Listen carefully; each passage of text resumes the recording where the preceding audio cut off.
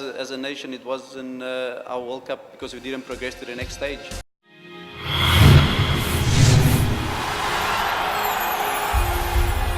Upsets are part of the major dramas when it comes to the FIFA World Cup from 1930 till now. And of course, they do not come bigger than what happened to Italy. Italy, of course, will not be at this championship. Amazing. That's a shock in itself. But they lost to North Korea too. And everybody was like, this is absolutely shocking and amazing. Sit back, relax, and watch exactly how the Koreans did it. You are going to be hearing the crowd shout Korea and a lot of song. I mean, it was just unbelievable how the Italians lost. They will not be with us at this World Cup. It's very painful, like it was painful then.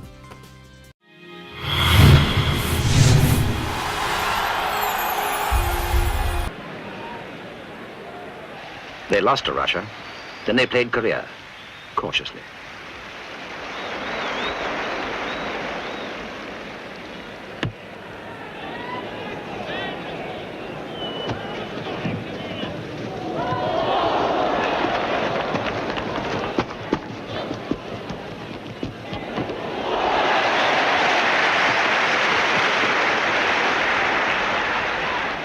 Bulgarelli lunges. Tears the ligament, is carried off. 11 minutes from half-time.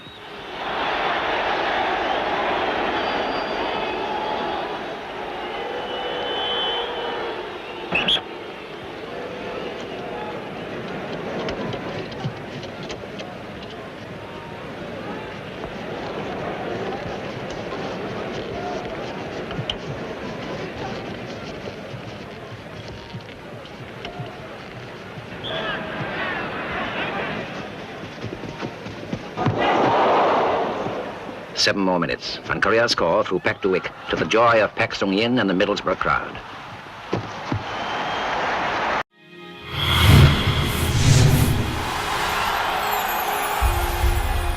Nice to have you back, Benedict McCarthy. You know him very well.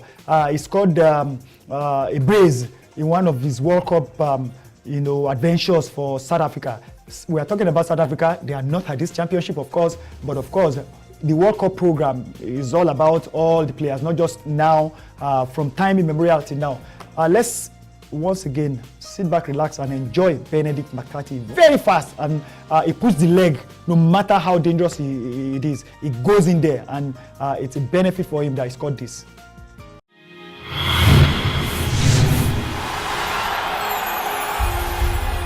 Russia. Bartlett, McCarthy, they're level! Benny McCarthy has equalised for South Africa, and what a slap in the face for Denmark. Zuma to take this throw in here for South Africa.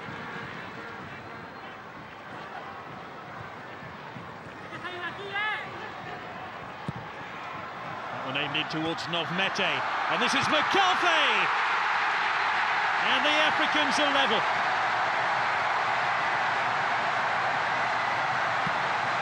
They need goals tonight, and this will help them considerably. Novmete's header landing for Benny McCarthy, who had to stretch here. He had a lot of work to do, but he did it.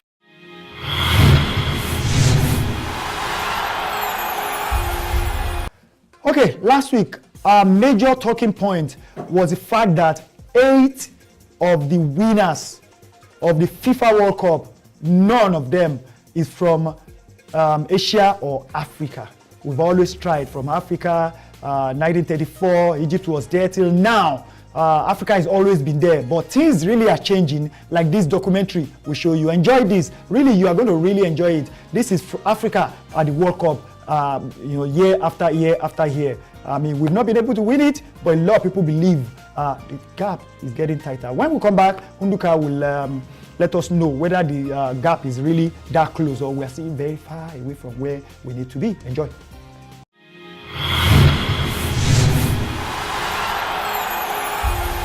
Over the past decade, African teams have improved their performance in the FIFA World Cup. There was a time when the world didn't take African football seriously. Not anymore. During the new century, it's possible that a new power will emerge, upstaging both the Europeans and the South Americans, the two continents who've produced every World Cup winner.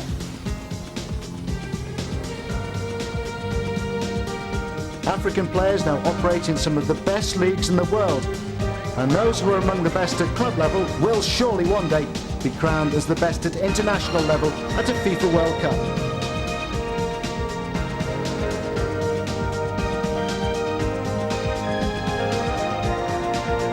The African Odyssey is really only just beginning.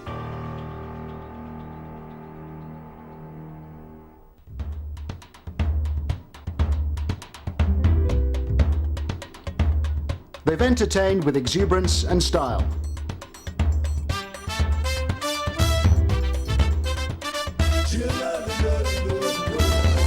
They've been cheered by some of the most vibrant supporters seen at FIFA World Cup finals.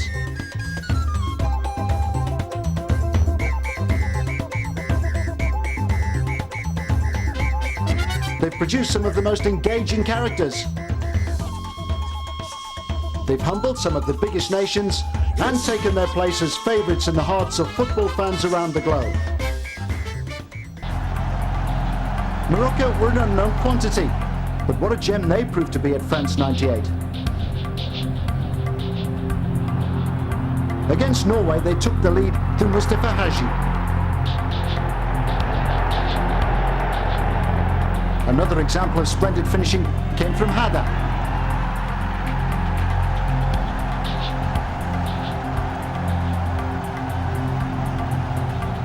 Having been defeated by a Brazilian side on its way to the final, Morocco faced the Scots, who have never progressed beyond the first round of the tournament.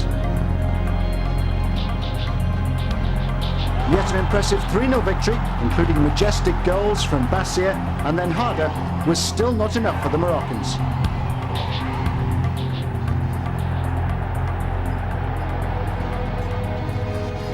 Bora Milutinovic coached Nigeria, who were tipped by some to become the first African nation to lift the FIFA World Cup. In their opening game against Spain, they produced a performance that suggested that they could achieve such a feat. They suffered a setback after 20 minutes when falling behind to a goal from Herrera. Adepoju equalised for the Super Eagles. It was a superb header. But Nigeria fell 2-1 behind early in the second half to a magnificent Raul volley.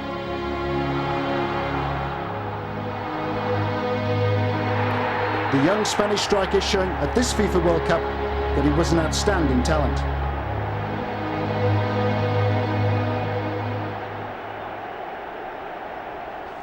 Then Nigeria were given a much-needed and unlikely helping hand by the veteran Spanish goalkeeper Zubizarreta.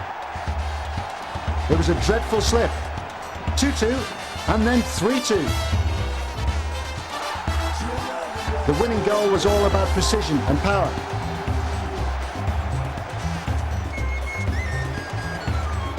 Sunday Elise's shot had given the Super Eagles a famous win over Spain. Again, they were to be FIFA World Cup underachievers. Against Bulgaria, 1997 African Player of the Year, Victor Ekpebe scored the goal that took the Nigerians into the second round.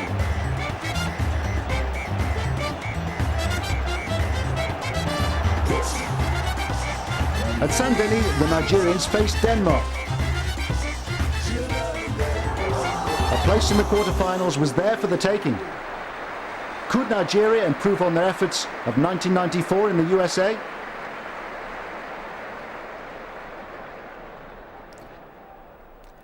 Soon, though, the game had slipped out of Nigeria's reach. After just 3 minutes, Peter Moller scored. Then Moller's free kick was spilled by goalkeeper Peter Rufai, allowing Brian Laudrup to score from the rebound. The second half provided little cheer for the fans of the Super Eagles. Substitute Ebe San scored just 30 seconds after replacing Moller. And another mistake by Rufai led to a fourth goal.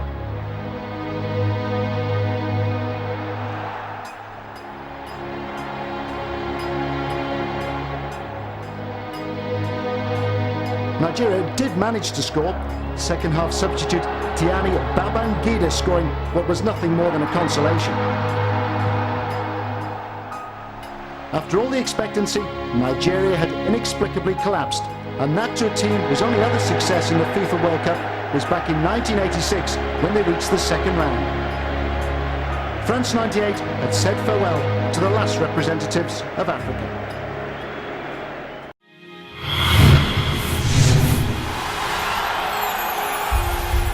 Well, look at Africa at the World Cup. You saw the a lot. Senegal, Egypt, Tunisia, yes, Nigeria, Algeria, Morocco, you know, endless. even in the past, the one that is not shown here, Zaire, you know, that conceded a lot of goals. The issue here is when football becomes business, then you will join the greats.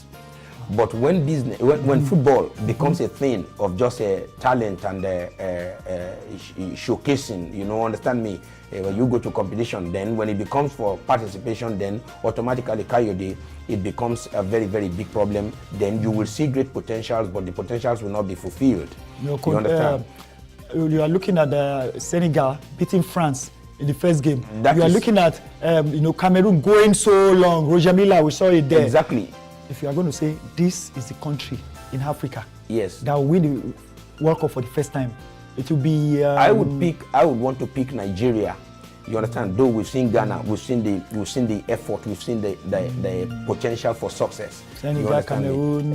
Yes, but I would want to pick Nigeria first because of the great potential that we possess. But football is now science. The potential that we possess, kayode, has enabled us to be able to close the gap a little. You understand me, to the extent of Ghana getting to that level. You understand, about getting to the semi-finals. And Nigeria performing very, very well. Morocco coming with Timomi and all of them, you know. Moses, what's it called? Aziz Boudebala. You understand me? You know, Haji, Mustafa Ajan. You know, we continue to build great players. But the only thing is that we have not been able to fulfill that course to getting into the finals. 2018? No, 2018 is still very, very far. Like I said to you, kayode, science is the key. When education becomes a thing that you take in, your personality changes, then your capacity to reason better changes, then the capacity to do things changes as well. But when it comes to, let me just say, the normal traditional intelligence, then you will do a little, but to a large extent, you can't fulfill great potentials. You can't do big things. All right.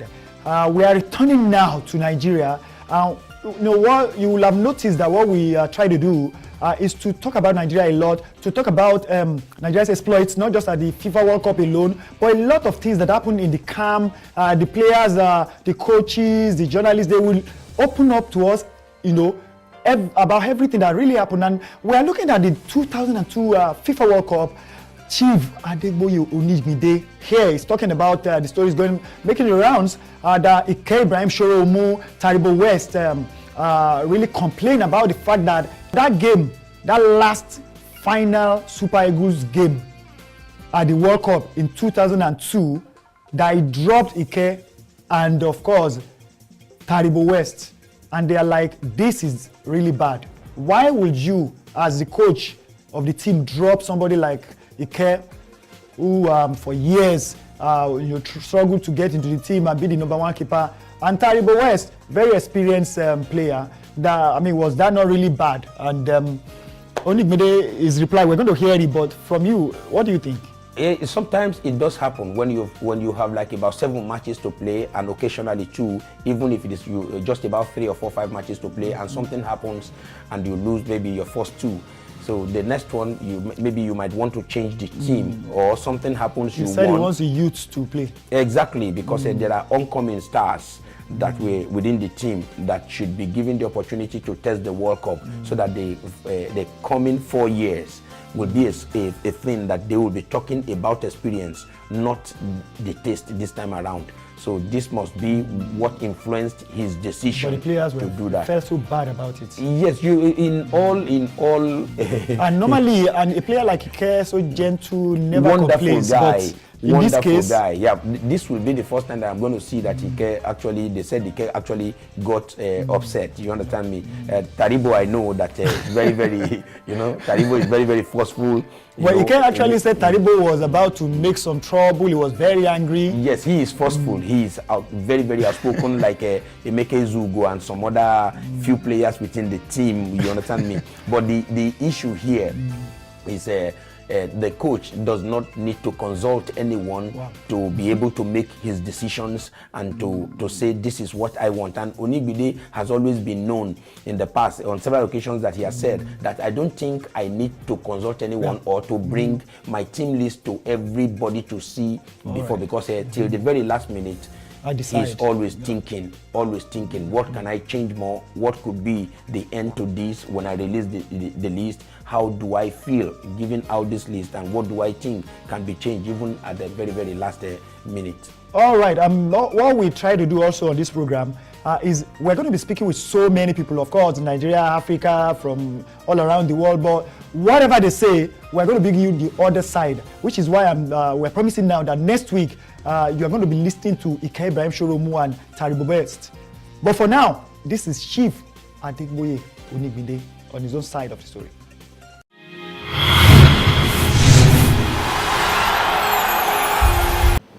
People who have been following my coaching career will know that I rarely announce my team list before the dressing room. Rarely.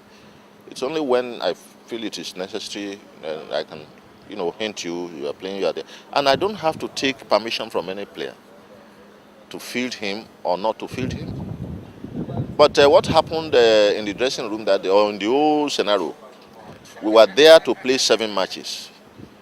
But we ended up having to play only 3. With our loss to Argentina and Sweden, we were out of the competition. And I thought it was an opportunity for me to try some new players or lay a foundation for a future team for Nigeria. And that was effective. So I have no apologies about that. But I don't know why they felt bad about it. And I explained to everybody in the dressing room. Now let us see these other young boys. And I'm happy those young boys eventually became stable in the team. So, well, if they feel offended, I'm a human being, but I never set out to please anybody. I set out to please my conscience that I'm doing the right thing. But if they feel offended, it's just too bad, and I apologize to them. There's no problem about that. After all, after achieving what you set out to achieve, I don't think there is anything more to do about it.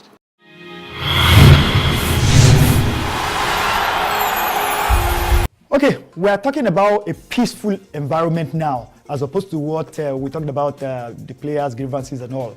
The Super Eagles of 1994 was just amazing. I followed that team, and to even the qualifiers and all, you see the bonding. Of course, we treated the issue of mafia or whatever last week when late Stephen Keshi said there was nothing like that. Now, late, may their souls rest in peace, of course, late Uche Okafor describes now, I mean, what it took that team in '94 to become that big, to become a threat to the biggest countries in Africa, to dismantle a team from Bulgaria. Everybody thought nobody could touch Balakov, Stoikov, Sirakov, and all. Uche Okafor, listen to him. He was so much, enthusiastic about talking about that team, how it was built, and everything in between. Enjoy.